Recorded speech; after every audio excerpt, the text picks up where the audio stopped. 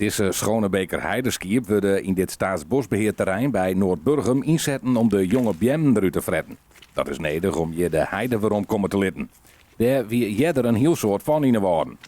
De floristen uit de 17e eeuw die beschreven al van hoe deze heides eruit zagen en wat die rij kwam. En ze beschreven ook van wat het nou het verschil is met deze heides en de heides in bijvoorbeeld Appelskee en Bakkeveen, die het volle heger lezen. Hè. Dat scheelt, op basis van Appelskee lezen we 20 meter leger. Hier had je dus volle meer plakken met het liem, keiliem aan de oppervlakte zitten. Dat jouwt weer oren nutriënten en daardoor binnen de bijzondere hoekjes. Maar van die jeddere heidevelden is nog maar kwalijk wat oer. Treiensnippers natuur om krek te wezen. En deze skiep moet er daar van een trogbraak zwargje.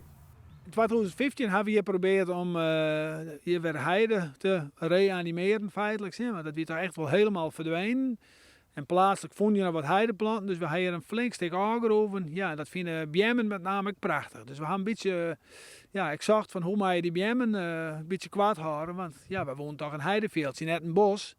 Dus we hadden het bezocht met gewone skiep van boeren hier uit de buurt, tesselaars. Ja, die ben net zo dolle bjemkes. Toen hebben we Drentse heideskiën geprobeerd en die ben wel gek op bjemkes, maar vinden niet aan elzen.